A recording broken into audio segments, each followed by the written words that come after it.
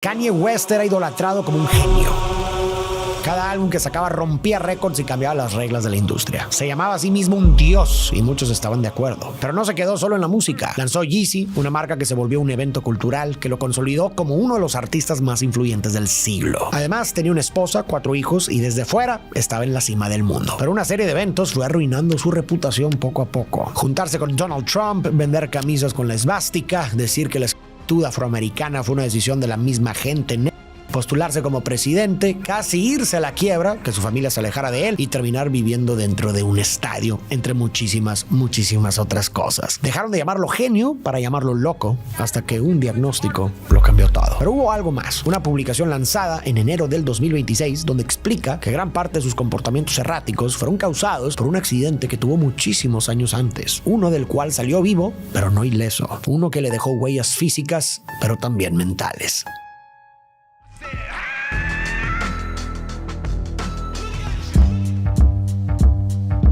Kanye Omari West nace el 8 de junio de 1977 en Atlanta, Georgia. Y desde el lugar en el que nace, y hay algo distinto en su historia. A diferencia de la mayoría de los raperos de su generación, como Jay-Z, que crece vendiendo sustancias, o 50 Cent, que sobrevive a 9 ataques, Kanye viene de una familia de clase media, con una vida estable y que incluso va a misa los domingos, algo que será clave más adelante. En esos años, Atlanta es conocida como la Black Mecca de Estados Unidos. Mientras que en muchas partes del país, la población afroamericana sigue enfrentando pobreza y racismo, allí pasa lo contrario. La comunidad está creciendo. Hay empresarios exitosos, universidades creadas por y para ellos y hasta un alcalde afroamericano. Donda West, la madre de Kanye, triunfa en ese mundo. Es doctora en educación y profesora universitaria. Promueve la literatura afroamericana y forma jóvenes escritores. Su padre, Ray West, es uno de los primeros fotoperiodistas afroamericanos. Retrata a grandes figuras como Ronald Reagan y Maya Angelou. Algunas fuentes incluso lo vinculan a las Panteras Negras, un movimiento radical que lucha contra el racismo y la violencia policial. Así Kanye crece entre dos influencias muy fuertes. Por un lado, lo literario, artístico y creativo, y por el otro, la conciencia racial, el orgullo y la lucha política. Pero al final, ambas cosas se cruzan en una misma idea: tener voz propia y no tener miedo de usarla. Es algo que, según el propio Kanye, siempre vio en sus padres. En entrevistas ha contado que su papá tenía la costumbre de alzar la voz cuando presenciaba algo que consideraba injusto. En ocasiones, incluso llegaba a subirse al escenario, tomar el micrófono y decir lo que pensaba que tenía que decirse. Algo que, como seguro sabes, Kanye va a repetir más adelante. Cuando Kanye tiene 3 años, sus padres se divorcian. Él se queda con su mamá y aunque su papá sigue formando parte de su vida, la figura central pasa a ser Donda. Desde ese momento, la vida de Donda empieza a girar casi por completo alrededor de su hijo y la de Kanye alrededor de ella. La relación entre los dos se vuelve tan cercana e intensa que con los años algunos han cuestionado si no terminó rozando la dependencia. Además, ella refuerza su autoestima constantemente. Le recuerda una y otra vez lo valioso, especial e inteligente que es y lo impulsa a siempre expresar lo que piensa y lo que siente. Así, cuando Kanye entra a la escuela, su maestra queda sorprendida por la seguridad con la que se expresa. Un día, cuando Donda pasa a recogerlo, la maestra le comenta: vaya, no tiene ningún problema con su autoestima, ¿verdad? Donda lo toma como un cumplido y le responde, orgullosa, que no lo tiene. Pero ya de camino a casa, la frase se le queda dando vueltas. Empieza a preguntarse si aquello había sido solo un elogio o si también estaba insinuando algo más. La duda vuelve a aparecer cuando algunos familiares se acercan a Donda para recomendarle que inscriba a Kanye en los Boy Scouts, con la idea de que aprenda a compartir y a relacionarse mejor. Por un momento, la sugerencia la hace pensar, pero al final decide descartarla. Está convencida de que Kanye no lo necesita. Insiste en que su hijo es perfecto tal y como es. Donda consigue trabajo en la Universidad Estatal de Chicago y se muda con Kanye al South Side, un barrio marcado por pobreza, desigualdad, racismo y violencia, donde el rap surge como una forma de contar la vida dura de la calle. Kanye se enamora de ese sonido y empieza a escribir poemas y crear ritmos, pero pronto descubre que muchos lo ven menos auténtico por venir de una familia de clase media y una vida estable. Más adelante, en un concurso de talentos escolar, la pista se corta antes de que termine su canción y él queda frustrado y furioso, convencido de que le arrebataron la oportunidad de ganar. Donda nota ahí, por primera vez, lo importante que es para Kanye ser el número 1, una característica que con los años volverá a aparecer una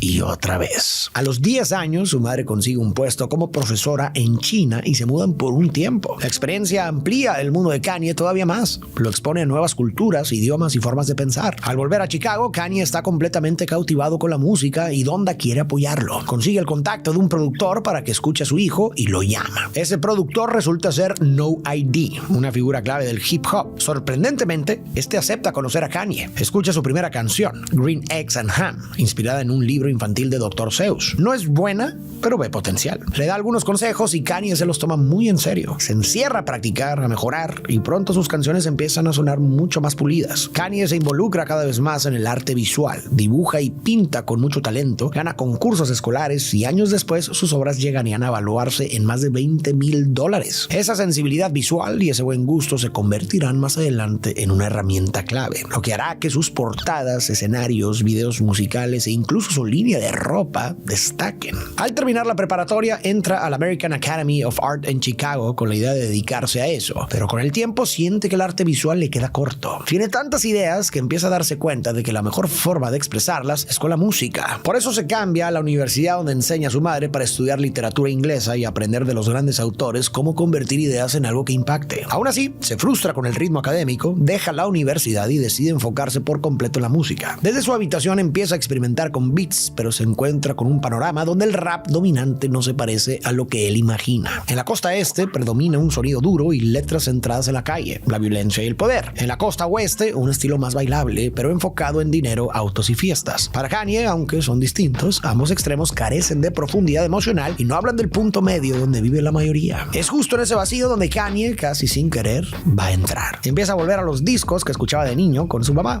el soul de los 60 y 70. El soul es un tipo de música muy emocional con voces potentes, muchos instrumentos y letras que hablan de amor, dolor, fe y esperanza. Kanye toma esas canciones, las recorta, las acelera y a partir de ahí construye sus propios beats. A esta técnica se le conoce como soul sampling. Aunque otros productores ya la usaban, Kanye la lleva a otro nivel. Acelera las voces hasta que se vuelven muy agudas, casi como si las cantara una ardillita. Ese sonido termina convirtiéndose en su sello y más adelante se conocerá como Chipmunk Soul. Así empieza a vender sus primeras instrumentales a raperos locales. Produce para artistas como Grab y Go Getters y su nombre empieza a moverse dentro de la escena de Chicago hasta llegar a Nueva York a oídos de Jay-Z, una de las figuras más importantes del hip hop. Este le va a dar la oportunidad de ser su productor, pero también le va a dejar claro que no tiene lo suficiente para ser rapero. Te explico. Para ese momento Jay-Z ya es enorme, pero su música suena parecida a la de muchos otros raperos. Es por eso que ahora quiere hacer un álbum que define mejor su sonido y lo separe del resto. Para ello decide darle una oportunidad al novato Kanye West. Kanye le propone una idea que nadie veía venir: usar I Want You Back de los Jackson 5 como base, un beat que deja impresionado a Jay-Z. Él escribe las rimas y así nace ISO HOBA, una de las canciones más icónicas del álbum The Blueprint. Pero Kanye no se queda ahí, también produce otras 3 canciones para el disco. En Takeover toma una guitarra de 5 to 1, una canción de The Doors, una banda de rock psicodélico de los 60. En Heart of the City elige una pieza de Bobby Blue Bland, una leyenda del soul y el blues. Y para Never Change usa la voz de David Ruffin, el cantante principal de The Temptations, uno de los grupos más influyentes en la historia del soul. Con esto, Kanye cambia las reglas del rap, le da más color, melodía y emoción a un género que llevaba años dominado por un estilo más agresivo. Cuando sale The Blueprint, llega directo al número 1 del Billboard 200. En su primera semana vende casi 500,000 de copias, a pesar de haber salido el 11 de septiembre del 2001, el mismo día del ataque a las Torres Gemelas. El disco consolida a Jay-Z como una leyenda del rap y pone a Kanye en el mapa como productor. De pronto, su teléfono no deja de sonar. Artistas de rap, R&B y hasta del pop como Alicia Keys quieren trabajar con él. En poco tiempo, el nombre de Kanye empieza a aparecer en los créditos de algunos de los discos más exitosos del momento. Y Donda comienza a notar que quizá todo eso se le está empezando a subir a la cabeza, por lo que decide sentarse a hablar con Kanye y decírselo de frente. De hecho, esa conversación queda registrada en el documental Gene Joss. Ahí se ve a Donda decirle a su hijo que en ocasiones puede parecer arrogante. Al escucharla, Kanye baja la mirada y le pregunta: ¿crees que estoy siendo demasiado arrogante? Donda duda.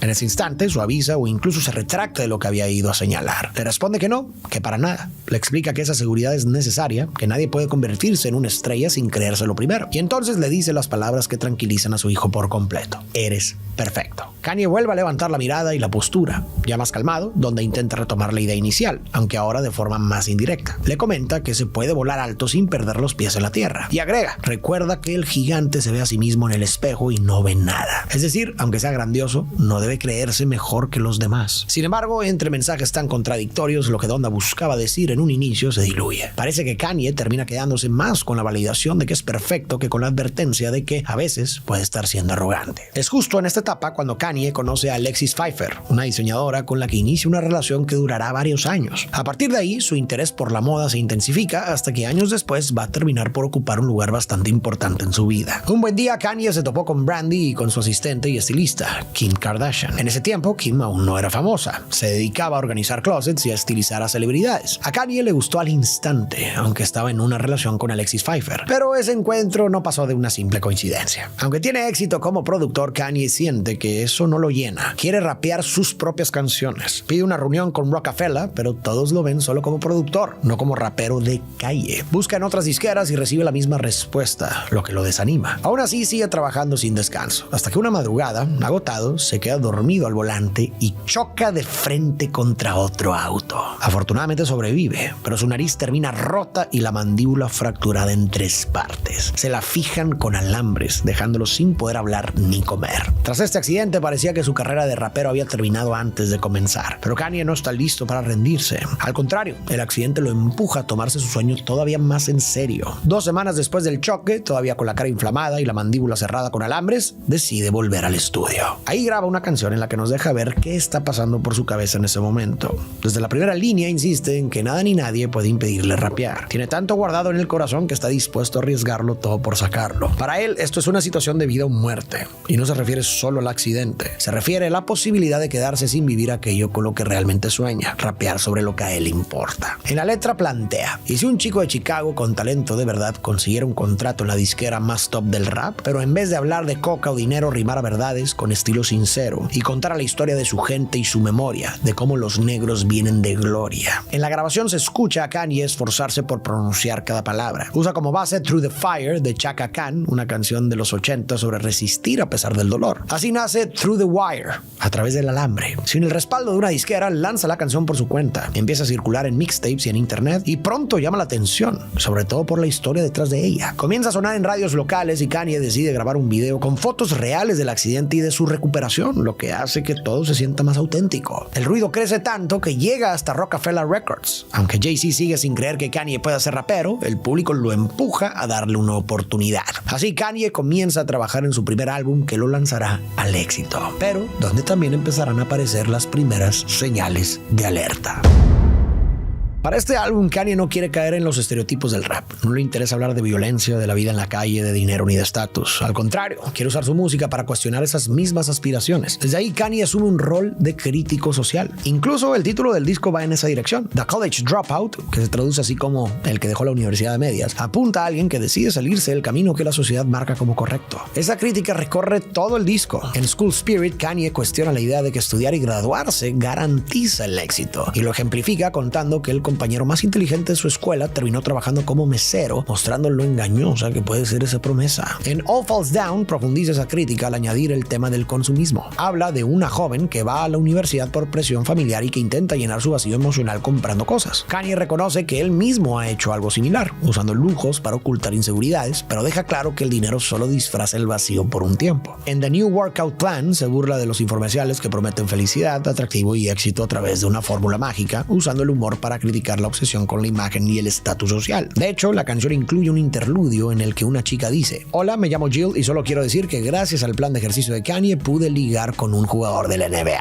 y ahora compro todos los días en Rodeo Drive. En conjunto, The College Dropout funciona como una crítica al sistema educativo, al consumismo y a la cultura de la apariencia. Desde su primer álbum, Kanye se muestra como alguien que observa el sistema, lo cuestiona y se atreve a señalar sus contradicciones. Esa misma característica de sentir que ve verdades que otros no están cuestionando y decirlas sin filtro ¿verdad? Que con el tiempo va a empezar a causarle problemas. Pero por ahora, esto conecta con la gente. Para la portada, Kanye pide a una preparatoria un espacio para hacer la sesión. Su idea es transmitir la incomodidad de estar en la escuela y bajo las expectativas sociales. Al llegar, se encuentra con el disfraz de la mascota, un oso, y siente que encaja perfecto porque un oso en la escuela se ve fuera de lugar, así como él sentía que no encajaba. Entonces decide ponerse el traje y sentarse solo, cabizbajo en las gradas. Esa se convierte en la portada y ese oso adopta el nombre de el Dropout Bear, una mascota que se terminaría convirtiéndose en un símbolo para Kanye. En febrero de 2004 se lanza The College Dropout y a la gente le fascina. Les parece un tipo de rap original que conecta con lo que muchos están viviendo en ese momento. Pero entre todas las canciones, Jesus Walks destaca. Ahí Kanye rapea abiertamente sobre su fe y sobre cómo necesita la ayuda de Jesucristo para enfrentar las dificultades del mundo. Además, la canción tiene unas voces de apoyo excelentes.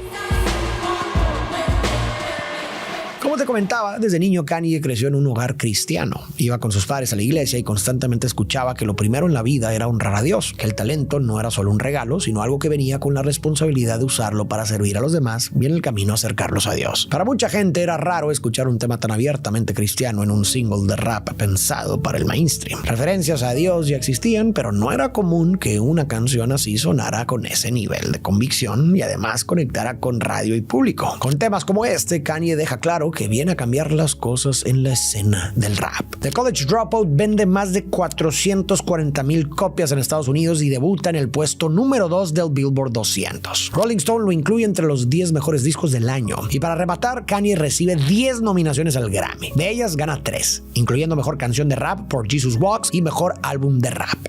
Y recordemos, este fue su primer álbum. Cuando sube a recibir este premio, da las gracias y cierra su discurso con una frase que se volvería icónica. Everybody want to know what I would do if I didn't win. I guess we'll never know. Esa misma noche, en la categoría de Mejor Artista Nuevo, Kanye pierde contra la cantante country Gretchen Wilson. Frente a los reporteros, Kanye se queja diciendo: me siento completamente robado. Yo fui el mejor artista nuevo este año. No voy a dar ningún comentario políticamente correcto ni esas tonterías. No sé si volveré a esta entrega de premios el próximo año. Mucha gente se sorprende con la extrema seguridad de Kanye, aunque con los años quedaría claro que eso era apenas el inicio. Meses después, Kanye vuelve a generar polémica por declaraciones públicas. La primera ocurre en Live Aid, un concierto benéfico sobre la pobreza en África, donde se sale del guión y afirma que el VIH fue creado por el gobierno para atacar a la población afroamericana, comparándolo con el uso del crack contra el movimiento Pantera Negra. El segundo incidente sucede tras el huracán Katrina, durante un teletón en vivo junto a Mike Myers. Mientras Myers sigue el libreto, Kanye vuelve a improvisar y dice: en Estados Unidos el sistema está hecho para ayudar a los pobres, a los negros y a los más vulnerables lo más lento posible. La Cruz Roja está haciendo lo que puede, pero todos sabemos que mucha de la gente que podría ayudar está en guerra luchando en otro país, que aún así les dieron permiso para venir aquí y dispararnos. Acto seguido remata con la frase: al presidente George Bush no le importan los afroamericanos. El programa corta, pero ya es tarde.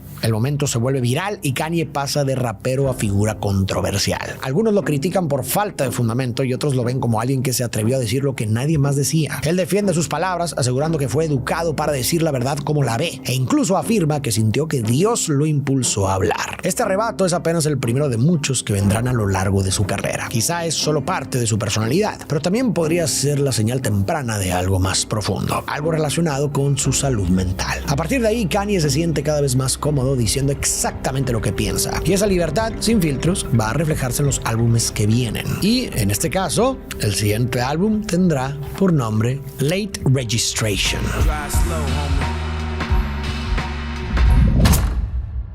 Para su siguiente álbum, Kanye tiene la preocupación de que no esté a la altura del anterior. Después de pensarlo mucho, llega a la conclusión de que si antes le funcionó ser honesto, ahora va a ir todavía más lejos. Decide mostrarse más vulnerable que nunca. De esta etapa surgen canciones más íntimas. En Hey Mama, Kanye le agradece a su madre Donda y le promete darle la vida que antes no pudieron tener. Una promesa que con el tiempo se convertiría en su peor pesadilla. En Roses recuerda la hospitalización de su abuela y contrasta el maltrato recibido por falta de dinero con la atención privilegiada que obtiene años después siendo famoso. En Diamonds from Sierra Leone, Kanye reflexiona sobre su reacción tras perder en los Grammys. Reconoce su enojo y su berrinche infantil, pero también defiende su honestidad emocional. En este segundo álbum, las letras se vuelven más personales e introspectivas, mientras que la música apunta a algo más ambicioso y cinematográfico. Para lograr ese sonido, colabora con Jon Brion, productor con experiencia en cine con películas como Eterno Resplandor de una mente sin recuerdos. Un ejemplo claro es Touch the Sky, donde reinterpreta Move On Up y lo convierte en un himno de triunfo con aire de final de película, todo sin dejar de ser rap. Como mencioné antes, el álbum se titula Late Registration, pues es una continuación de la temática universitaria iniciada en The College Dropout, y en la portada también reaparece el Dropout Bear. Una vez estrenado el álbum, el éxito es todavía mayor que el del álbum anterior. Vende 860,000 copias en su primera semana, casi el doble que The College Dropout, y debuta directo en el número 1 del Billboard 200. En los Grammy, Kanye vuelve a arrasar. Recibe 8 nominaciones y gana 3 premios, incluyendo Mejor Álbum de Rap y Mejor Interpretación de Rap Solista por la canción de Gold Digger, una de sus más famosas hasta la fecha. Sin embargo, cuando Kanye está en la cima, vuelven a surgir las polémicas. Para la portada de Rolling Stone, posa con una corona de espinas, evocando directamente la imagen de Cristo. El título del artículo es La pasión de Kanye. El público se enfurece y lo acusa de blasfemia, pero Kanye, lejos de disculparse, responde que la imagen tiene todo el sentido, pues él, al igual que Jesús, es un genio incomprendido que ha sido crucificado por la prensa por decir sus verdades. Claro que esta respuesta solo incendia aún más las críticas. Esto no se va a quedar ahí. A lo largo de su carrera, Kanye va a repetir esta idea de verse como una figura casi divina. Incluso va a llegar a llamarse a sí mismo Jesus y en algunos momentos Dios. Pero ¿por qué insiste en hacer esta comparación? Eso lo discutiremos más adelante. Meses más tarde, en los MTV Europe Music Awards, Kanye pierde en la categoría de mejor video con Touch the Sky. Molesto, repite la conducta que aprendió de su padre. Se sube al escenario y reclama la injusticia. Insiste en que él debió ganar porque su video costó $1 millón y salía Pamela Anderson. Después, frente a los reporteros, remata: si yo no gano, el show pierde credibilidad. Y claro, esta no será la única vez que haga algo así. En otra entrevista con GQ, Kanye vuelve a llamar la atención por su arrogancia. Ahí afirma: soy el artista número 1 del mundo. Soy el ser humano número 1 en la música. Eso significa que cualquier otra persona que esté viva o respirando es la número 2. Con episodios como estos, se empieza a formarse una imagen pública muy clara alrededor de Kanye. La de alguien con un talento enorme, pero también con una enorme arrogancia. Kanye empieza a trabajar en su tercer álbum, uno llamado Graduation.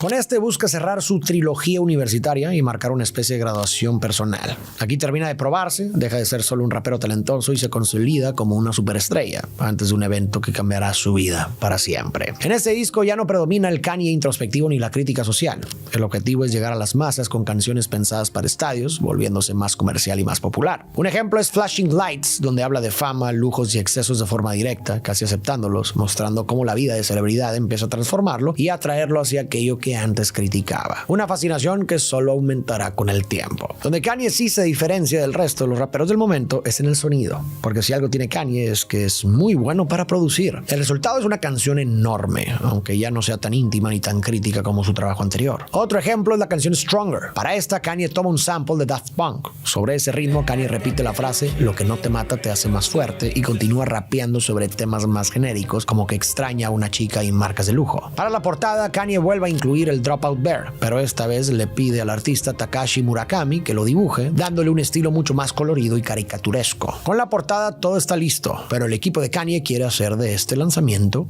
un evento. 50 Cent, figura la vieja escuela del rap gangster, lanza Curtis, mientras Kanye representa la nueva escuela con un rap más artístico y emocional. Las disqueras aprovechan el contraste y publicitan ambos lanzamientos el mismo día como la batalla del rap, dejando que el público decida con sus compras. El evento se cubre como un combate mediático y al final Graduation gana con 957,000 copias frente a 691,000 de Curtis. Con esa victoria, Kanye simboliza un cambio de era. El rap se aleja del sonido gángster de los 2000 y se abre a algo más global y experimental. Pero justo cuando está en la cima de su carrera, Kanye recibe el golpe más duro de su vida. Su madre Donda pierde la vida.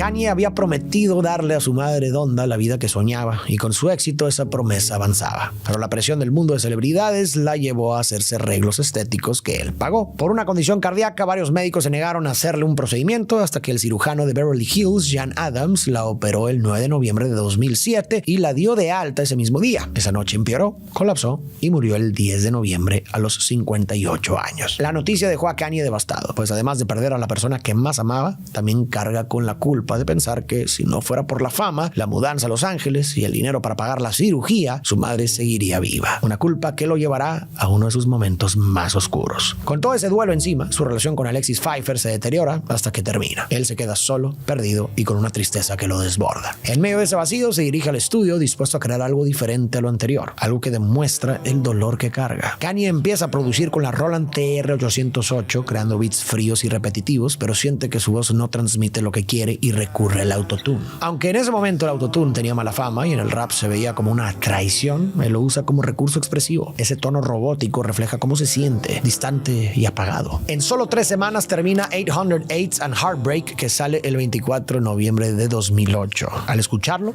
muchos quedan confundidos. Es un disco triste y vulnerable, muy distinto al rap de la época y a lo que Kanye había hecho antes. En el disco, Kanye usa varias canciones para mostrar su vacío y su dolor. En Welcome to Heartbreak admite que pese al dinero y los lujos, se siente incompleto. En Heartless habla de la ruptura y de su soledad. Y en Coldest Winter se despide de su madre en el momento más devastador del disco. Aunque al inicio el álbum no conectó masivamente y vendió cerca de la mitad que Graduation, con los años fue visto como adelantado a su tiempo. Su sonido frío y melancólico influyó fuerte en el hip hop posterior. Artistas como Drake, Frank Ocean, Travis Scott y The Weeknd lo han señalado como un parteaguas que abrió espacio para hablar de tristeza, amor y pérdida dentro del rap sin perder impacto. Al mismo tiempo que cambia su sonido, Kanye también cambia su imagen. Comienza a adoptar un estilo más sobrio, con trajes grises y siluetas simples. Es el inicio de su siguiente transformación, la del diseñador. El 10 de febrero de 2008, en la edición número 50 de los Grammy, Kanye West sube al escenario con unos tenis Nike que nadie reconoce. No son Jordan, no son Air Force y no existen en ninguna tienda. Son los prototipos del Nike Air GC1, el primer intento serio de Kanye por entrar al mundo de la moda. Kanye no quiere quedarse solo en colaboraciones con tenis, busca convertirse en un diseñador tomado en serio. Así que decide prepararse desde cero. Consigue una pasantía en Fendi en Roma y trabaja como becario para aprender cómo funciona la industria. Su desempeño satisface a Silvia Venturini Fendi, quien lo recomienda y lo contacta con figuras del medio. Así Kanye empieza a entrar a espacios reservados para diseñadores profesionales y en la Semana de la Moda de París su acceso crece todavía más cuando Riccardo Tisci, el director creativo de Givenchy, lo incluye en su círculo, llevándolo incluso a sentarse en primera fila en varios desfiles. Mientras Kanye avanza en el mundo de la moda y todo parece ir mejor, llega la noche de los MTV Video Music Awards. Entre el público están Lady Gaga, Green Day y una joven Taylor Swift de 19 años. Se anuncia la categoría de mejor video femenino.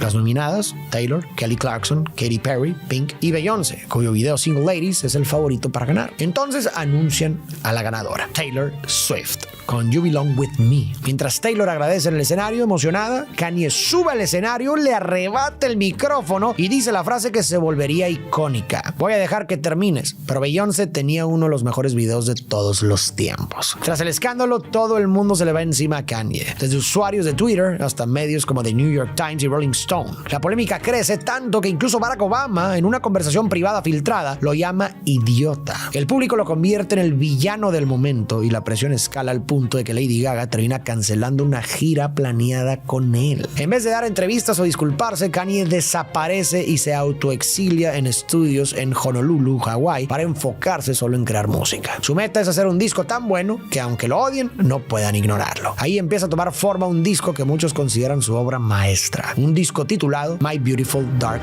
Twisted Fantasy.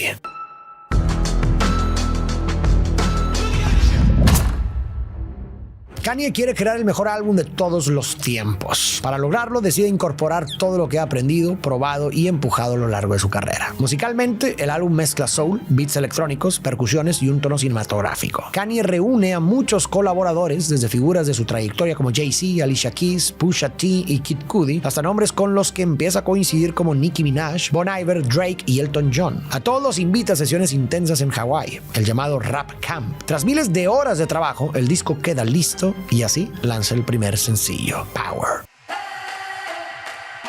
La canción arranca y suena enorme, casi como una marcha imperial. Hay baterías marcadas, coros potentes, una producción que se siente gigantesca. En Power, Kanye se presenta con una actitud de grandeza, diciendo que es el artista más influyente y que el odio del público solo alimenta su figura. Pero enseguida se contradice al admitir que ningún hombre debería tener todo ese poder, mostrando que empieza a cuestionar cómo la fama y el control se le han salido de las manos. Luego habla del costo de vivir así. Se siente al límite, atrapado y adicto a ese poder que lo destruye. La canción marca el tono del álbum, una mirada a su mente entre la grandeza, el exceso, el vacío y el miedo a perderse. La canción explota, pero Kanye todavía no quiere soltar el álbum. Prefiere estirar el momento y generar todavía más expectativa. Entonces lanza una dinámica en redes llamada Good Fridays, donde cada viernes publica una canción nueva. Empiezan a salir temas como Monster o The Joy, que muestran el sonido que ha estado construyendo. Algunas de esas canciones sí terminarán dentro del álbum, otras se quedarán como rarezas que solo los fans más dedicados recuerdan. Entonces vuelven a llegar los VMAs y Kanye aprovecha que todos los ojos estarán puestos en él. Esta vez no interrumpa a nadie y en cambio presenta una canción nueva, Runaway.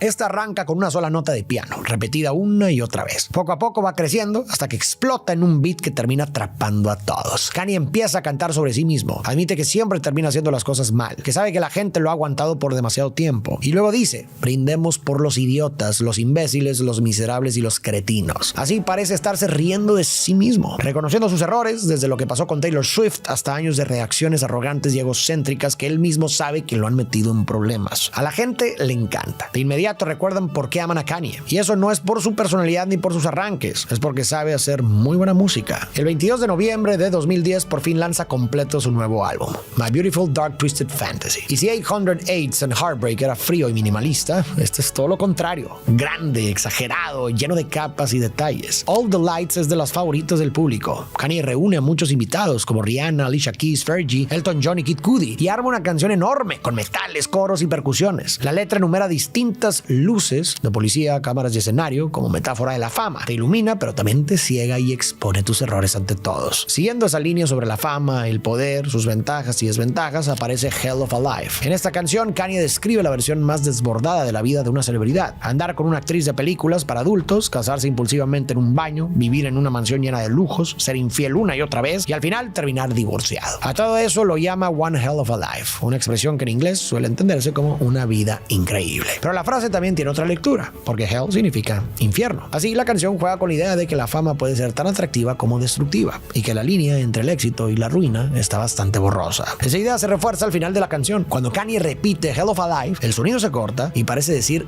Hell of a Lie, una gran mentira, insinuando que esa vida soñada de la fama quizás nunca fue tan real como parecía. Así, My Beautiful Dark Twisted Fantasy resulta ser una exploración bastante sincera de la fama y del punto exacto en el que se encuentra Kanye. De hecho, es tan honesta que la fantasía que describe en Hell of a Life, casarse con una actriz de películas para adultos, vivir rodeado de lujos, ser infiel y terminar divorciado, parece funcionar como un adelanto de lo que años después va a terminar viviendo en la vida real. El álbum no solo le gusta al público, les fascina, lo reciben como una obra maestra. Para muchos es el mejor trabajo de su carrera. Y la crítica coincide. Varios medios lo nombran álbum de la década. Al final, al público no le queda más que aceptarlo. Aunque el comportamiento de Kanye sea polémico, su talento es innegable. Con su nuevo álbum sonando por todas partes, él vuelve a enfocarse en la moda. Pasa tiempo con estilistas y diseñadores, aplica lo que aprendió en Fendi y empieza a trabajar en su propia línea de ropa. Pero esta vez las cosas no salen como espera. Ese intento termina convirtiéndose en uno de sus primeros grandes fracasos.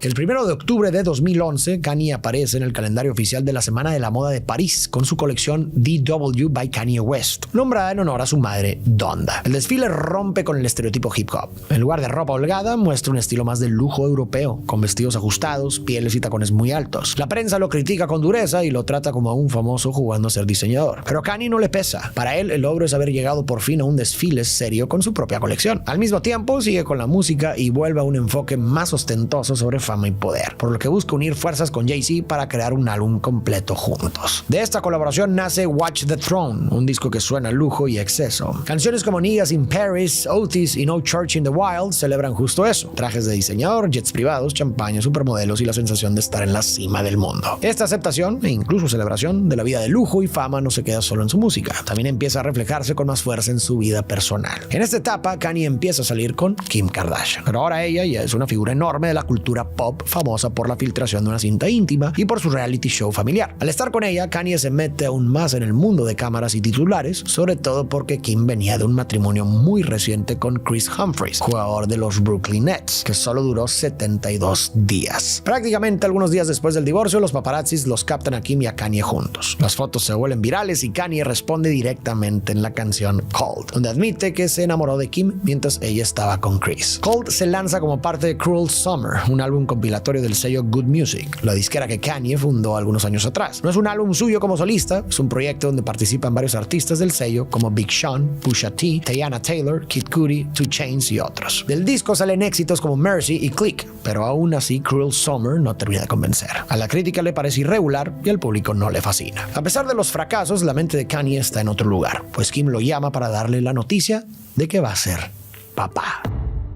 Aunque desde fuera la relación de Kim y Kanye parecía de cuento, en realidad era mucho más compleja. Años después, en 2020, cuando la salud mental de Kanye ya esté muy deteriorada, él decidirá postularse a la presidencia y durante un meeting en Carolina del Sur dará un discurso caótico en el que revelará detalles muy íntimos de su relación con Kim. Ahí contó que al inicio le fue infiel y que cuando Kim lo llamó para decirle algo importante, entró en pánico al pensar que la llamada era para decirle que contagió VIH. Pero no, solo le dijo que estaba embarazada. No estaban seguros de querer ser padres, al grado de que estuvieron a punto de abortar. Días después, estando en París, Kanye dijo que vivió una experiencia en la que sintió que Dios le habló y le dijo que si él arruinaba la visión de Dios, Dios arruinaría la suya. Kanye interpretó eso como una señal de que no debían interrumpir el embarazo y Kim estuvo de acuerdo, así que continuaron. Eso ocurrió en privado, mientras el público solo ve a Kanye anunciar en un concierto en Atlantic City que él y Kim esperan a su primer bebé, como si fuera una historia perfecta sin saber lo complicado que es detrás. Por dentro, Kanye vive un conflicto entre seguir en la vida de lujos y excesos o tomar el embarazo como una oportunidad para ordenar su vida, formar una familia y reconectar con su fe y los valores de su madre. Esa tensión lo empuja a encerrarse en el estudio para trabajar en un nuevo álbum, colaborando con Daft Punk. Mientras tanto, el embarazo se complica. A Kim le diagnostican placenta creta, una condición peligrosa que puede causar hemorragias graves. A pesar de todo, el 15 de junio de 2013 logra dar a luz a su hija, a quien llaman Northwest. Apenas 3 días después, Kanye lanza su nuevo álbum, Jesus.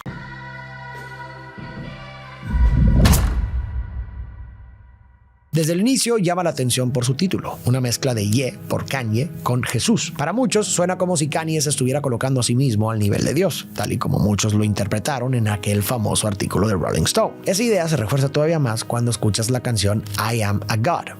Ahí Kanye dice cosas como yo soy un dios, apúrate con mi maldito masaje, saca el Porsche del maldito garaje, y luego va todavía más lejos cantando acabo de hablar con Jesús, me dijo ¿qué onda Jesus? Y yo le respondí aquí relajado tratando de hacer millones, sé que él es el Altísimo pero yo ando casi a su nivel, yo soy un dios. Para mucha gente esto ya es demasiado, sienten que su arrogancia roza la blasfemia. Ante las críticas, Kanye sale a defenderse, explica que las letras están inspiradas en un pasaje bíblico del Salmo 82 donde Dios dice yo dije ustedes son dioses, todos ustedes son hijos del Altísimo. Según él, no busca ponerse por encima de nadie, solo transmitir empoderamiento, hacer que cualquiera se sienta como alguien valioso. Para algunos fans la explicación funciona, les gusta el concepto e incluso empiezan a llamarlo Jesus. Para otros, en cambio, no convence en absoluto. Lo ven como una prueba más de que Kanye se está desconectando cada vez más de la realidad, como si estuviera delirando sobre sí mismo. Pero bueno, en este álbum Kanye también vuelve a conectar con su lado de crítica social. Una de las canciones donde toca este tema es una que creó junto con Daft Punk y me parece de sus mejores producciones. Estoy hablando de Black Skinhead. En esta canción habla del trato injusto que han recibido los afroamericanos e incita a más raperos a hacer más que solo el rap estereotípico que se espera de ellos. En New Slaves señala cómo el consumismo ha creado nuevas formas de esclavitud, esta vez ligadas al dinero y al estatus. Pero quizás la canción que más ruido causa es Bound 2, dedicada a Kim Kardashian.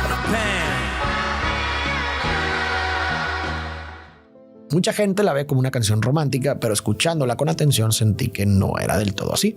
Te comparto mi interpretación a ver si coincidimos. De entrada, la palabra bound significa estar ligado o atado. Y al inicio Kanye dice que está enamorado de Kim y que quiere elegirla. Pero después expresa que ese compromiso no le resulta sencillo. A lo largo de la canción mira constantemente hacia el pasado, extrañando las fiestas, los excesos y las relaciones sin compromiso. Cuando habla del presente, en cambio, menciona problemas de la relación. Por eso, más que sonar como alguien felizmente perdidamente enamorado, Kanye suena como alguien que empieza a sentir que su libertad se está reduciendo. Bound no se escucha como un vínculo elegido con gusto, sino más bien como algo que lo ata, casi como si el compromiso fuera un castigo. Si tomamos en cuenta las circunstancias, que Kanye estaba siendo infiel cuando Kim le dijo que estaba embarazada, se vuelve más fácil entender por qué en la canción no suena del todo convencido de adentrarse en la relación. Luego llega el coro, donde se menciona que estaba cansado de no amar a nadie y que ya era hora de estar ligado a alguien. Pero dado el contexto, suena más a una frase que alguien se repite a sí mismo para convencerse de que está tomando la decisión correcta. Entonces aparece la frase más famosa de la canción,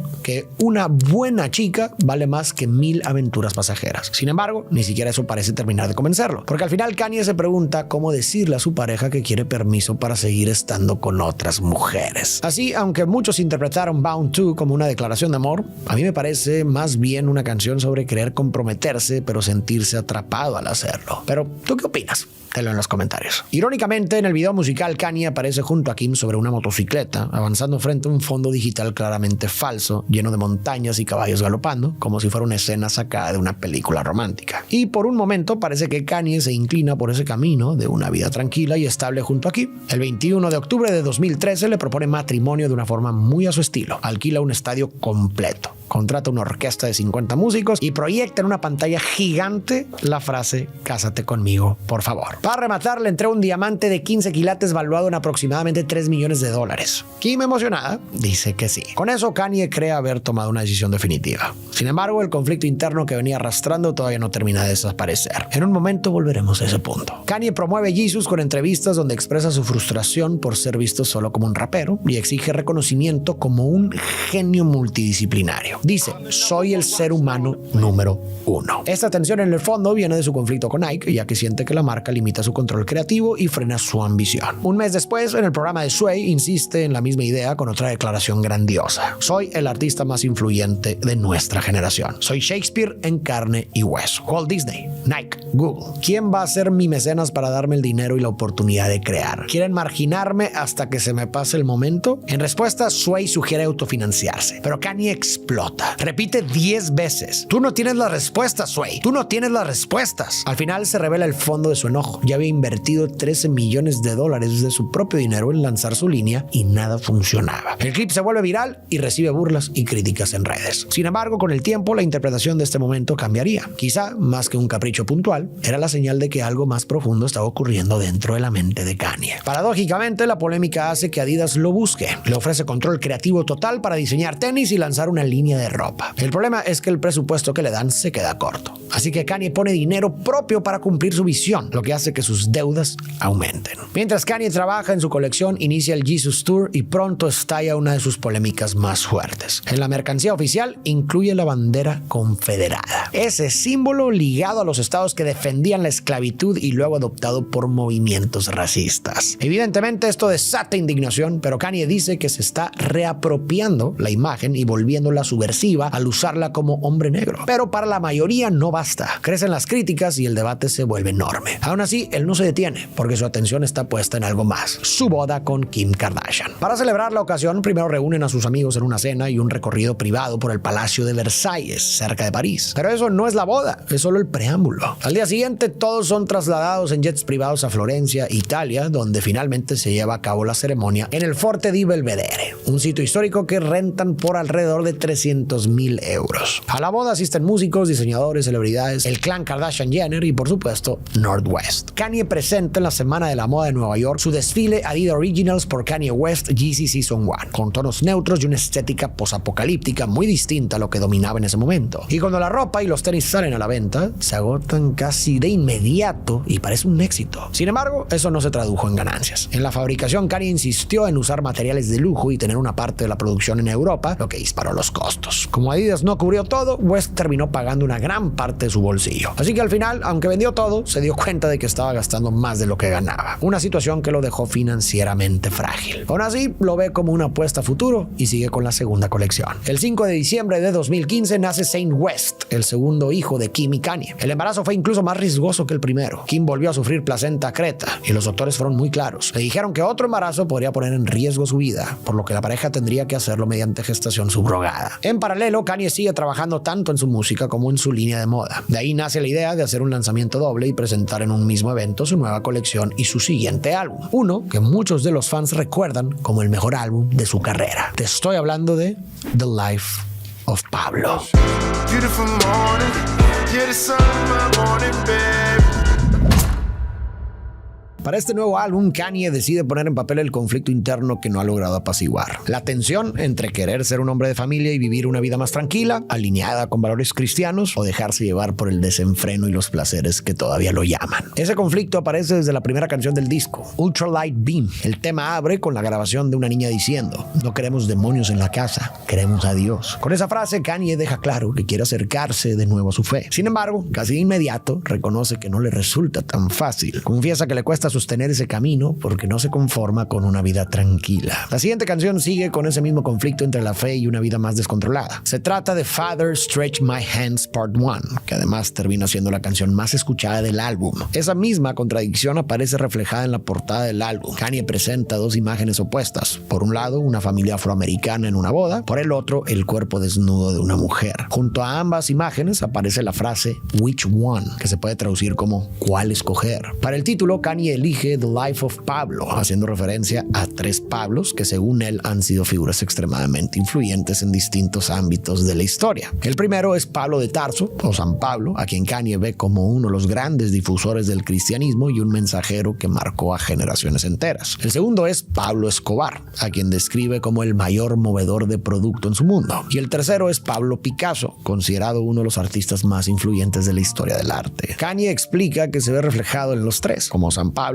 alguien que envía un mensaje que trasciende generaciones, como Escobar, alguien que domina y mueve su industria, en su caso los tenis, y como Picasso, un creador que rompe reglas y redefine lo que se considera arte, pero ahora en la música. Kanye lanza The Life of Pablo con un evento en el Madison Square Garden. Presenta primero una nueva colección de Yeezy y luego hace escuchar el álbum. El show se transmite en vivo por Tidal a más de 20 millones de personas y también se proyecta en cines. Después publica el disco en exclusiva en Tidal, pero dice que no es la versión final y lo sigue modificando durante meses. Cuando llega a Spotify y Apple Music, insiste en lo mismo. Para él no es un álbum cerrado, sino una obra viva que puede seguir cambiando. La canción Famous se convierte en el centro de atención desde el primer día y reaviva el conflicto de Kanye con Taylor Swift por la línea: "Siento que Taylor y yo todavía podríamos tener relaciones". ¿Por qué? Porque yo hice famosa a esa perra. La polémica crece con el video, inspirado en una obra con figuras desnudas en una cama que Kanye recrea usando figuras de cera de celebridades, incluyendo a Taylor. Taylor dice que se sintió humillada y que no autorizó que la mencionaran así, y el pleito explota en redes. Luego Kim Kardashian publica videos de una llamada donde Taylor parece aceptar la idea de una línea sobre tener relaciones, lo que contradice su versión pública. Las redes se dividen. Unos aseguran que Taylor exageró, otros dicen que en esa llamada no se menciona perra ni yo la hice famosa. Aún así, el daño ya estaba hecho. Taylor sufre una cancelación masiva y Kanye, por primera vez en años, parece salir mejor parado. En ese mismo periodo, Kanye se prepara para entrar a la gira Saint Pablo.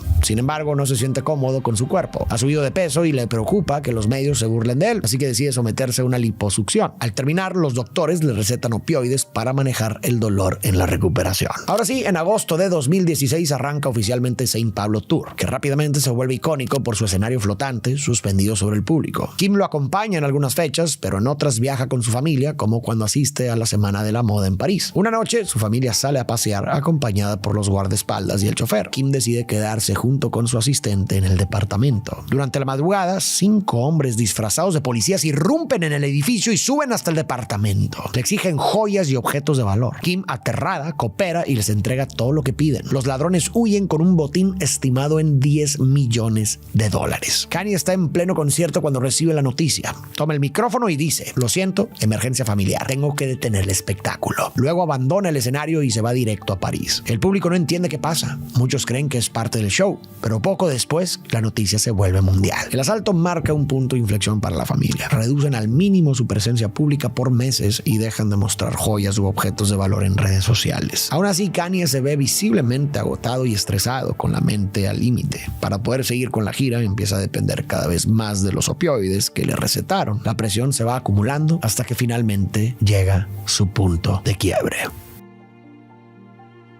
El 19 de noviembre del 2016, Kanye tiene que dar un concierto en Sacramento, California. Llega 90 minutos tarde y solo interpreta 3 canciones antes de pedir, de forma abrupta, que detengan todo. En lugar de continuar con el show, Kanye empieza un monólogo. Grita: radio, que te jodan. Ustedes no quieren volver a perder. Mucha gente aquí sintió como si hubiera perdido. ¿Saben por qué? Porque les han mentido. Google les mintió. Facebook les mintió. La radio les mintió. Radio, que te jodan. A partir de ahí, el discurso se vuelve cada vez más errático. Dice: he sido enviado aquí para decirles mi verdad, incluso al riesgo de mi propia vida. Jay-Z, llámame, hermano. Todavía no me has llamado. Jay-Z, sé que tienes asesinos. Por favor, no los mandes por mi cabeza. Solo llámame. Háblame como hombre. No estoy tratando de ser el hombre. Solo soy un hombre. El mismo que todos aquí. No estoy arriba ni abajo de ninguno de ustedes. Somos iguales. Esta es la vibra. Este es el futuro. Los sentimientos importan. Es un mundo nuevo. Después, el discurso se desvía aún más. Mark Zuckerberg les mintió. Mark Zuckerberg, ¿quieres llamarme ahora? Te dije que tenía 53 millones de dólares en deuda y no me llamaste. Te fuiste a buscar extraterrestres. Kid Cudi y yo somos extraterrestres. Aquí mismo, hermano. Las vibras regresaron. Sé que estas frases no tienen nada de sentido, pero en un momento más lo entenderemos. Ahora, lo de la deuda no es una exageración. A pesar de todo el éxito que ha tenido, Kanye sigue teniendo un problema serio con el dinero. Durante años ha financiado desde su propio bolsillo proyectos creativos como Yeezy, además de otros negocios que no despegaron y, claro, varias extravagancias. Todo eso se fue acumulando hasta más o menos llegar a 53 millones de dólares en deuda. Lo más impresionante de todo es que el arrebato se extiende durante 17 minutos completos. Al final, Kanye simplemente dice: el show se terminó, y se va,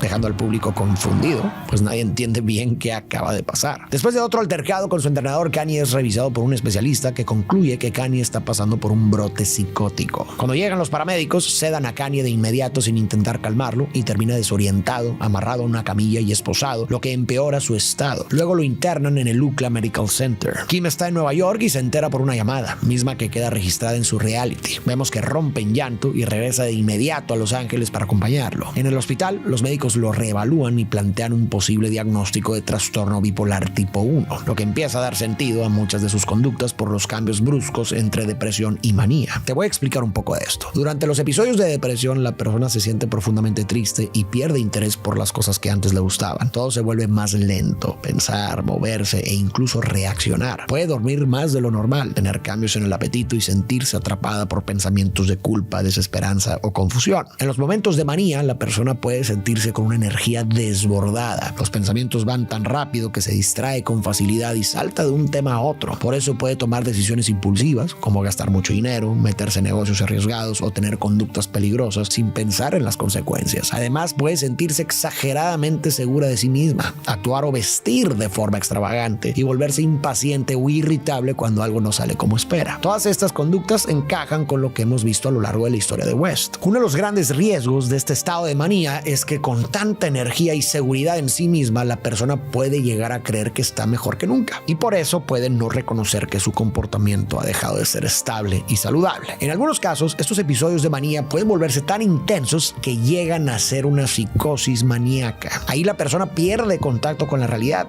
Puede empezar a creer cosas que no son ciertas, como tener delirios extremos de grandeza o sentir que alguien la está persiguiendo. El manual de diagnóstico DSM, una de las fuentes médicas más usadas en el mundo, pone como ejemplo que la persona en una psicosis maníaca puede llegar a creer que es Jesucristo o que el gobierno la está vigilando. Esto llama la atención porque se asemeja bastante a la experiencia de Kanye, además de que él suele referirse a sí mismo como Jesús o Jesús. Tiempo después explicaría que durante este episodio sentía que todos sus sentidos estaban al máximo y que la paranoia lo había consumido. Creía que el gobierno le había implantado un chip, que lo estaban grabando y vigilando, y que las personas que intentaban ayudarlo en realidad querían silenciarlo porque, según él, sabía demasiado. Por todo esto, se considera que Kanye podría estar atravesando un trastorno bipolar tipo 1 con episodios de psicosis maníaca, una situación especialmente delicada que requiere tratamiento inmediato con medicamentos. Pero, ¿cómo es que Kanye llegó a este punto? Probablemente influyó la combinación de varios factores. Por un lado, una posible vulnerabilidad biológica heredada, por otro, una fuerte carga de estrés como el asalto a Kim en París, las deudas de millones de dólares y el aniversario reciente de la muerte de su madre. A todo esto se le podría sumar el desgaste físico de la gira, con muy pocas horas de sueño, además del uso de opioides. La mezcla de todo sucediendo en el mismo tiempo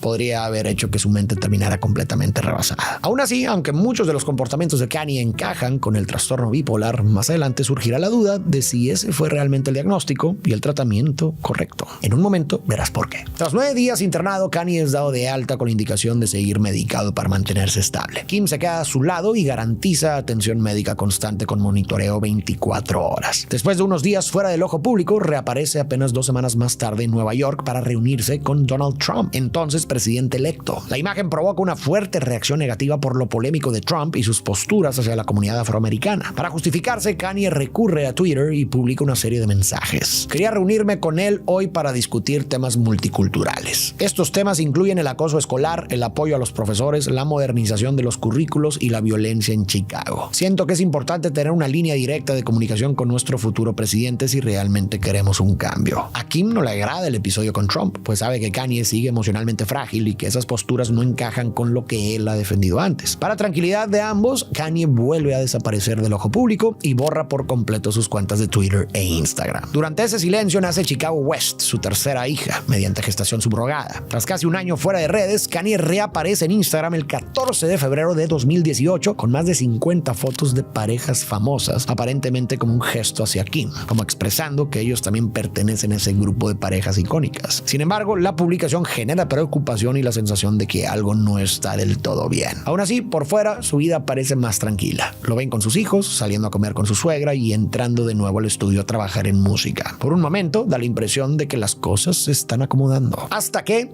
llega el mes de abril. Es aquí que Kanye reactiva su cuenta de Twitter y empieza a publicar una serie de mensajes que la gente no termina de entender. Algunos de ellos son estos. Las personas que trabajan con la conciencia existente sienten celos de quienes están más en contacto consigo mismos. No sigas a las multitudes, sigue los sentimientos innatos que hay dentro de ti. Haz lo que sientes, no lo que piensas. Los pensamientos han sido puestos en nuestras cabezas para que todos asimilen. No creo en la jerarquía horizontal. Si construyes una escalera demasiado alta, en realidad es más peligrosa para las personas que están arriba. Luego publica: por cierto, este es mi libro que estoy escribiendo en tiempo real. Ningún editor ni publicista me dirá qué poner, dónde ponerlo o cuántas páginas escribir. Hasta ahí muchos leen los tweets como ideas desordenadas que no terminan de entenderse, pero sin mayor polémica. Pero eso cambia cuando publica. Me encanta la forma en la que piensa Candace Owens. Candace Owens es comentarista conservadora, crítica de Black Lives Matter. El recibir apoyo de Kanye evidentemente produce enojo porque muchos ven incoherente que respalde a alguien que habla en contra del empoderamiento de la comunidad afroamericana. La polémica crece cuando Kanye también empieza a apoyar a Donald Trump y aparece usando la gorra roja de Make America Great Again. Para aclarar su postura, va a las oficinas de TMZ, pero empeora todo. Dice que su visita previa a Trump fue influenciada por los opioides que tomaba entonces. Luego afirma que un amigo le advirtió que esos medicamentos apagarían su genio y por eso decidió dejar todos los medicamentos. Con lo que se sabe hoy, eso sugiere que no solo dejó opioides, sino también su tratamiento para la bipolaridad, algo especialmente delicado en su caso. Con ese contexto, es posible que este momento en TMZ forme parte de un episodio de manía por algo que ahorita vas a ver. Sin embargo, en ese momento, su diagnóstico de bipolaridad todavía no era público. Por eso, ni la gente de TMZ ni el público en general alcanzan a dimensionar por completo lo que Kanye está diciendo. El rapero continúa explicando que desde que dejó los medicamentos siente que su mente nunca había estado tan clara y que por primera vez se siente verdaderamente libre. A la luz de lo que vimos sobre las características de un episodio de manía, esto encaja bastante bien, pues la persona suele sentirse eufórica, llena de energía, con una confianza extrema y convencida de que todo está bien. A partir de ahí, Kanye empieza a animar a otros a pensar por sí mismos, a liberarse de lo que él llama drogas mentales y a cuestionar las ideas y narrativas que, según él, la sociedad y los medios imponen. Es desde esa lógica que Kanye pasa a cuestionar la historia de la esclavitud de los afroamericanos en Estados Unidos, afirmando que es una narrativa construida por quienes controlan los medios. Él dice: cuando escuchas que fueron 400 años de esclavitud, 400 años, eso suena como una elección. La gente de TMZ se queda helada. Cuando se publica el video, la gente queda indignada. Se incendian las críticas e incluso algunas estaciones de radio dejan de reproducir la música de Kanye. Días más tarde, él intenta aclarar su frase diciendo que no hablaba de la esclavitud histórica, sino de lo que él llama llama esclavitud mental, pero al público no le convence. Kanye quiere desaparecer un tiempo, pero cree que en Los Ángeles no encontrará la paz que busca, así que decide irse solo y de forma temporal a un lugar aislado y lejos del ruido. A Kim no le gusta la idea porque rompe con la dinámica familiar que imaginaba, pero aún así lo apoya con la esperanza de que el cambio le ayude. Ese lugar al que va se llama Jackson Hole, en Wyoming, donde con su celular toma la foto que será la portada de su siguiente álbum. Y esta lleva por nombre Yeah. Someday, someday, someday. En Wyoming, Kanye alquila un rancho, arma un estudio improvisado y desde ahí empieza a producir música para otros artistas como Pusha T, Kid Cudi, Nas, Teyana Taylor y Mike Dean. Al mismo tiempo, trabaja en un álbum en colaboración con Kid Cudi, Kids See Ghosts. Pero lo más importante que ocurre ahí es otro proyecto, su propio disco, Yeah. En ese álbum, Kanye intenta poner en palabras todo lo que ha estado pasando por su mente durante los últimos meses, casi como una forma de terapia. En apenas 3 semanas logra terminarlo. Y cuando lo lanza, lo primero que llama la atención es la portada, una foto de las montañas de Wyoming, acompañada de una frase: odio ser bipolar, es increíble. Con esa portada, Kanye revela al público lo que llevaba tiempo viviendo en privado. Para muchos, conocer su diagnóstico ayuda a entender su comportamiento pasado y despierta una ola momentánea de compasión. Sienten que quizá lo juzgaron demasiado duro por algo que era más profundo de lo que imaginaban, aunque esa empatía no durará. Tras lanzar el álbum, Kanye regresa a Los Ángeles con la intención de vivir más tranquilo y decide reconectar con algo que había dejado de lado: su fe en Dios.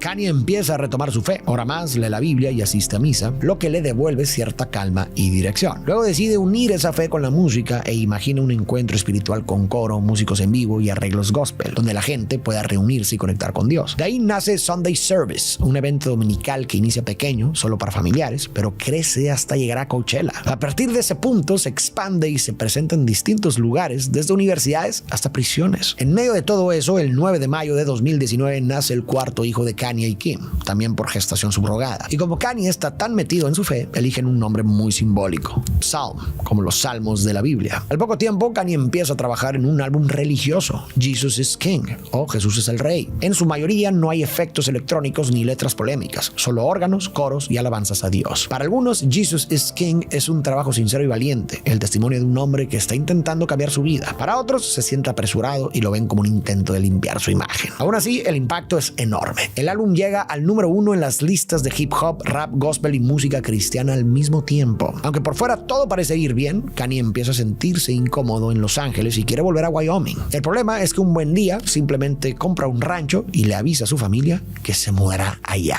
Para Kim es un golpe, porque no lo habían hablado y la idea de vivir en otro estado con 4 hijos pequeños es difícil. Aún así, intenta apoyarlo y acepta volar con los niños los fines de semana, pero esa dinámica, poco a poco, empieza a tensar el matrimonio.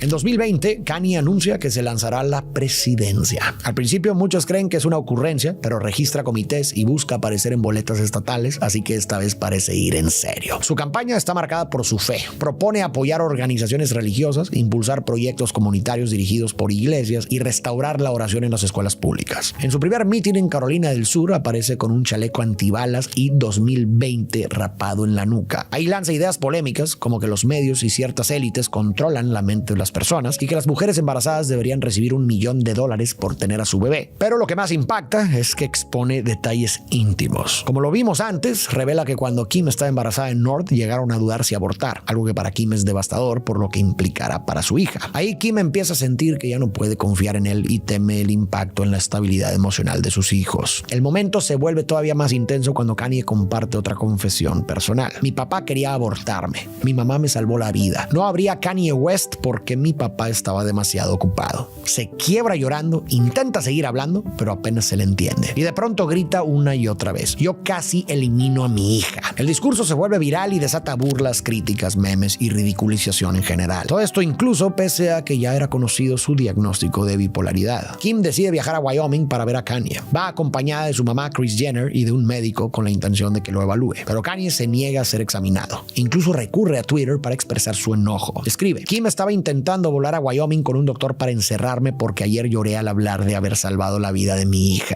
Luego lanza un mensaje directo contra Chris. Chris, no juegues conmigo. No tienen permitido estar cerca de mis hijos. Intentaron encerrarme. Incluso agrega que si termina encerrado como Mandela, ya sabrán por qué. Más adelante se refiere a Chris como Chris Jong-un, comparándola con el dictador de Corea del Norte. Además, afirma públicamente que lleva meses intentando divorciarse de Kim e insinúa que ella le fue infiel. Con estos tweets, las redes sociales vuelven a llenarse de burlas y ridiculizaciones. Algo que parece ser un episodio delicado de salud mental acaba tratado por muchos como entretenimiento. Unos días después, Kim decide compartir un mensaje en redes sociales. Como muchos saben, Kanye vive con trastorno bipolar y quienes han pasado por algo así, en carne propia o a través de un ser querido, entienden lo complicado y doloroso que puede ser. En estos casos, la familia tiene límites y no puede obligar a alguien a buscar ayuda. Muchas personas, al no conocer esta realidad, tienden a juzgar sin comprender. Por eso, pido a los medios y al público más compasión y empatía hacia quienes viven con problemas de salud mental, especialmente en los momentos en que más lo necesitan. Con ese mensaje, Kim deja claro que tanto ella como su familia habían intentado ayudar a Kanye, ya fuera impulsándolo a iniciar un tratamiento o a tomar sus medicamentos. Pero mientras él se negara,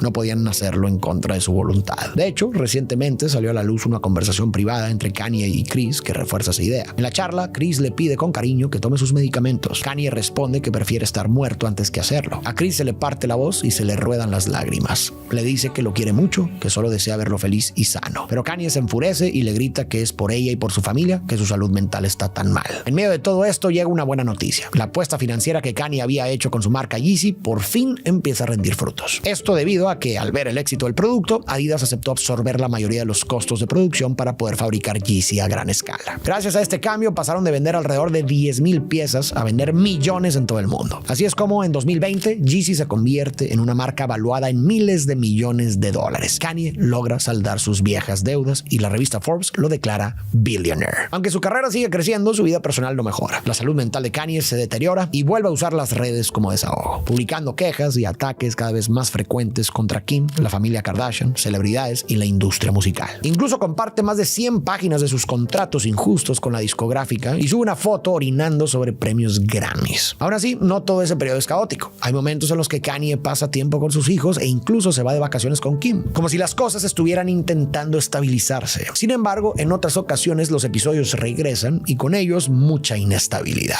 No se sabe demasiado de lo que ocurrió puertas adentro, pero hay algunos detalles que nos ayudan a dimensionarlo. En una entrevista de 2025, Kim relata episodios que reflejan la inestabilidad de Kanye, como cuando regaló los 5 autos de la familia, luego compró otros 5 y volvió a regalarlos. Más allá del dinero, lo que la desgastó fue la incertidumbre constante de no saber qué iba a pasar cada día, tanto en lo emocional como en lo financiero. En esa misma entrevista, Kim sugiere que durante uno de los episodios de Kanye, él le confesó una infidelidad pasada. Ella quedó paralizada entre el enojo y el dolor, pero también consciente de que él no estaba bien mentalmente y que no podía confrontarlo como en una situación normal. Mientras todo eso ocurre en lo personal, en lo público se confirma que Kanye no gana las elecciones. Sorprendentemente, alrededor de 70,000 personas votan por él, pero eso apenas representa un 0.04% de la población total. Para inicios de 2021, la situación en casa y los altibajos emocionales de Kanye se vuelven cada vez más difíciles de manejar. Para febrero, Kim entiende que ya no puede seguir así. Presenta la solicitud formal de divorcio y pide la custodia legal y física compartida de sus 4 hijos, North, Saint, Chicago y Psalm. Al inicio, Kanye acepta la separación sin resistirse y ambos intentan mantener una coparentalidad estable. En el reality se muestra cómo él apoya a Kim cuando la invitan a conducir Saturday Night Live.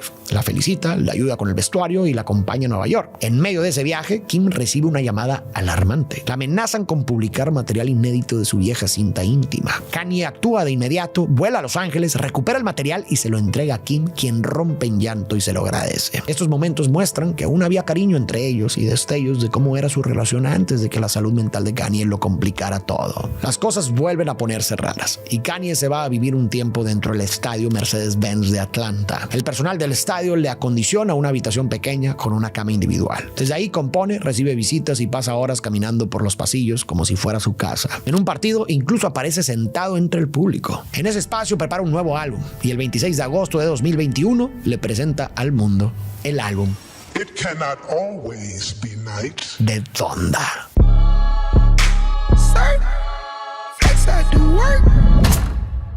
Han pasado 14 años desde la muerte de su madre, pero con todo lo que ha estado viviendo, la bipolaridad, la exposición pública y la separación, Kanye vuelve a buscarla como guía. En la canción Life of the Party, la letra dice: si te encuentras a mi mamá, por favor dile que me diga algo. Empiezo a creer que no existe eso del cielo, porque si el cielo existiera, uno pensaría que dejarían a una madre hablar con su hijo. Si ves a mi mamá, dile que estoy perdido. Ese sentimiento de confusión y desesperanza parece todavía más crudo en Come to Life, donde canta: ¿alguna vez has deseado tener otra vida? ¿No quisieras que la noche simplemente se apagara? Llevo demasiado tiempo en la oscuridad, tanto tiempo sin sentirme bien. No quiero morir solo. En Moon, Kanye habla de su relación con Kim. Dice que se avergüenza de sus errores y que le hubiera gustado ser un mejor hombre. Le promete que quiere llevarla a la luna. Le ruega que no se vaya tan rápido y se pregunta, casi desesperado, cómo puede llegar a ella, cómo lograr que lo escuche. Pero quizás la canción que mejor expone el conflicto interno de Kanye es Never Abandon Your Family, o Nunca abandones a tu familia. El tema comienza con una grabación de la voz de Donda, donde cuenta que la lección más importante que le dejó su propio padre fue justamente esa: nunca abandonar a la familia. Sin embargo, cuando empieza la música, Kanye canta sobre cómo lo ha sacrificado todo, incluso su estabilidad mental, por perseguir su fantasía, una alusión a su álbum My Beautiful Dark Twisted Fantasy. Después, la canción se vuelve todavía más cruda. Kanye repite, casi desesperado, que está perdiendo a su familia. Dice que pensó que todo era un sueño, hasta que despertó con la voz de su hija pidiendo: por favor, discúlpate con mamá. Por favor, vuelve a casa. ¿Cómo pudiste irte? Kanye responde que se arrepiente de todas las veces que tomó de más, de las veces que gritó en la casa. Entonces, la canción vuelve a poner la grabación de Donda, esta vez repitiendo 7 veces la misma frase: nunca abandones a tu familia.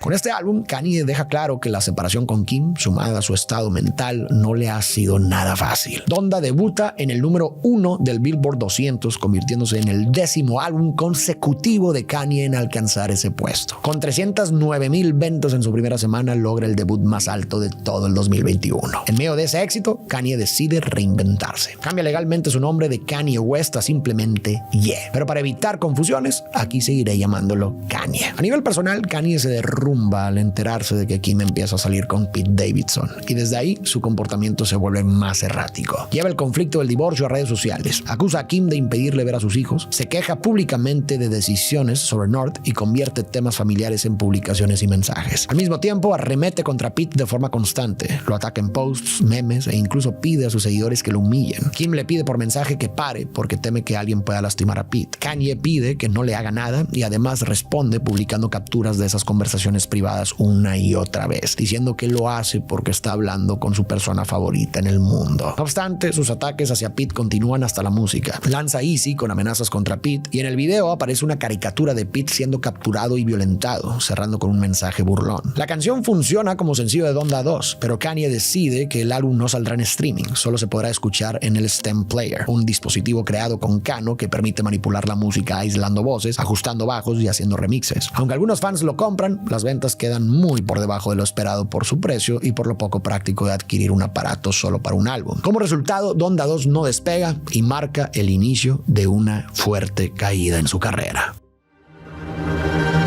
El primer gran quiebre ocurre en la Semana de la Moda de París durante el desfile de Yeezy Season 9, cuando la atención se centra en la camiseta que Kanye usa con la frase White Lives Matter. El tema aquí es que esa frase está asociada como respuesta contra Black Lives Matter y comúnmente es usada por grupos supremacistas para minimizar las denuncias de racismo y violencia policial. Al ver esta camiseta, algunas personas incluso se van del evento y más tarde causa una ola de críticas. Kanye intenta justificarse diciendo que era arte y que buscaba exponer una verdad evidente para cuestionar el sistema. Ante esto, Kanye, con su manera de entender el mundo, comienza a interpretar el rechazo como un plan orquestado. Se convence de que existe una mafia de poder dedicada a silenciarlo. Se sumerge en teorías de conspiración que circulan en internet, algunas de las cuales señalan a toda la comunidad judía como una élite que controla el mundo. Kanye adopta ese discurso antisemita y con ello comienza a publicar los mensajes que terminarán por destruir su reputación. Sean Diddy Combs intenta intervenir y le pide a Kanye que detenga sus publicaciones sobre White Lives Matter. Pero Kanye le contesta con una frase de connotación antisemita. Voy a usarte como ejemplo para mostrarle a la gente judía que te pidió que me llamaras que nadie puede amenazarme ni influenciarme. Tras esto, Instagram restringe su cuenta y le impide publicar por un tiempo. Al día siguiente, Kanye escala el conflicto en Twitter con este tweet. Estoy un poco adormilado esta noche, pero cuando despierte voy a entrar en modo muerte contra la gente judía. Lo irónico es que en realidad no puedo ser antisemita porque la gente negra también es judía. Ustedes han jugado conmigo e intentado vetar a cualquiera que se oponga a su agenda. Ese mensaje marca un antes y un después, porque ya se trata de un ataque directo contra un grupo. Lejos de retractarse, Kanye refuerza el discurso en el podcast Dream Champs, hablando de medios judíos y judíos sionistas como si fueran un bloque coordinado que controla la industria. Ante la presión, Adidas rompe con él, deja de producir y vender Yeezy y detiene pagos y beneficios, terminando una colaboración iniciada en 2013. Como consecuencia, Yeezy deja de ser su mayor fuente de riqueza. 2 meses después, Kanye aparece en InfoWars, el programa conducido por Alex Jones. La entrevista es en vivo, sin edición, y Kanye llega usando una máscara que le cubre completamente el rostro. En medio de la conversación dice: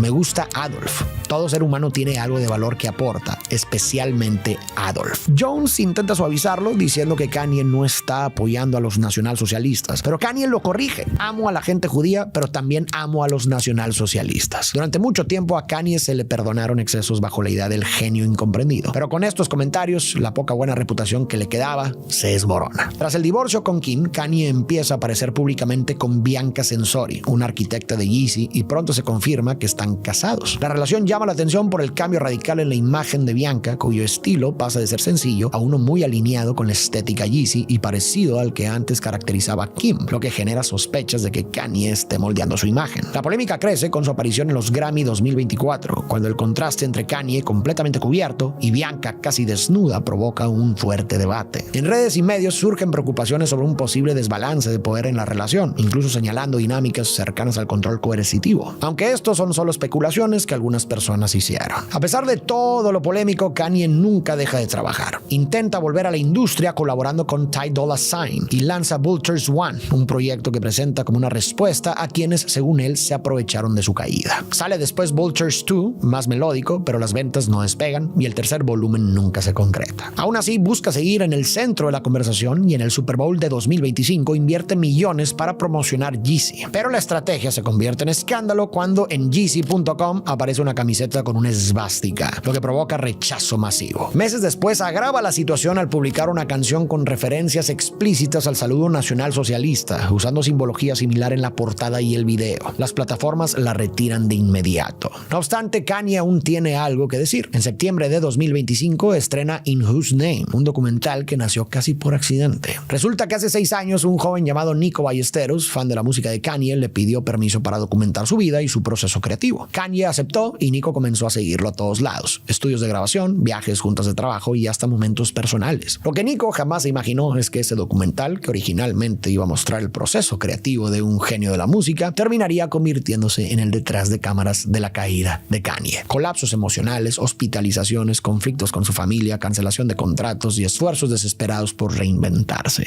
Al ver el documental queda más claro que nunca que muchas de las cosas que antes parecían simples polémicas para llamar la atención, en realidad venían de un estado de salud mental muy frágil. También se alcanza a ver que aunque en público ya presenciábamos varios de sus estallidos, en privado la situación era todavía más intensa. Hay escenas en las que sus propios familiares intentan ayudarlo, pero Kanye termina explotando, gritando y haciendo que varios de ellos acaben llorando. Como te comentaba, durante años estos comportamientos se explicaban bajo un diagnóstico de bipolaridad tipo 1. Sin embargo, en enero de 2026, Kanye revela que ese diagnóstico tampoco era correcto. Después de años de diagnósticos imprecisos y explicaciones que no terminaban de encajar, afirma haber encontrado la respuesta que llevaba tanto tiempo buscando. Y todo eso se remonta a aquel accidente automovilístico que sufrió hace 25 años. Kanye explica que en ese momento los médicos se enfocaron únicamente en lo más evidente, la fractura de la mandíbula y el daño físico. Nadie se detuvo a considerar que el golpe también pudiera haber dejado una lesión en su cerebro. No es sino hasta muchos años después, en 2023, que esa posibilidad empieza a evaluarse y es entonces cuando se confirma que efectivamente había sufrido una lesión en el lóbulo frontal derecho. El lóbulo frontal es la parte del cerebro que se encarga de las funciones más complejas como razonar, medir consecuencias, tomar decisiones, controlar impulsos y entender las reglas sociales. En otras palabras, influye en cómo una persona piensa, cómo actúa, cómo reacciona y cómo se relaciona con los demás. Por eso, cuando esta zona se ve afectada, la persona puede volverse más impulsiva, impulsiva, mostrar cambios en su personalidad, tener subidas y bajadas emocionales fuertes e incluso pueden aparecer trastornos de salud mental. De hecho, según el propio Kanye, esta condición fue un factor clave en el desarrollo de su trastorno bipolar. Todo esto lo da a conocer en una carta que publica en The Wall Street Journal, donde escribe: lo más aterrador de este trastorno es lo persuasivo que puede ser cuando te dice no necesitas ayuda. Te vuelve ciego, pero al mismo tiempo te convence de que ves las cosas con más claridad que los demás. A mucha gente le resulta fácil bromear o minimizarlo cuando en realidad se trata de una enfermedad muy seria y profundamente incapacitante. Cuenta que su episodio de manía más reciente duró casi 4 meses y estuvo lleno de comportamientos psicóticos y paranoides. Habla de momentos de desconexión, muchos de los cuales dice no recordar, que lo llevaron a tomar malas decisiones y a actuar sin pensar, así como si estuviera fuera de su propio cuerpo. Pero más allá de explicar lo que había estado viviendo, Kanye aprovecha ese espacio para pedir perdón a todos aquellos a quienes reconoce haber lastimado, en especial a sus seres queridos, a la comunidad afroamericana y a la comunidad judía. Escribe que cuando el episodio de manía terminó, le cayó de golpe todo lo que había hecho y no podía creerlo. Se sintió profundamente avergonzado y lleno de culpa. Por eso escribe esta carta, no para justificarse ni para pedir un pase libre, sino para hacerse responsable y pedir un poco de comprensión mientras intenta poco a poco ganarse el perdón. También comparte que hoy está tratando de hacer las cosas diferente. Dice que está tomando sus medicamentos, yendo a terapia, haciendo ejercicio y llevando una vida más limpia con la idea de volver a casa. Asegura que ahora está volcando su energía en arte positivo y con sentido. Música, ropa, diseño y nuevas ideas con las que espera aportar algo bueno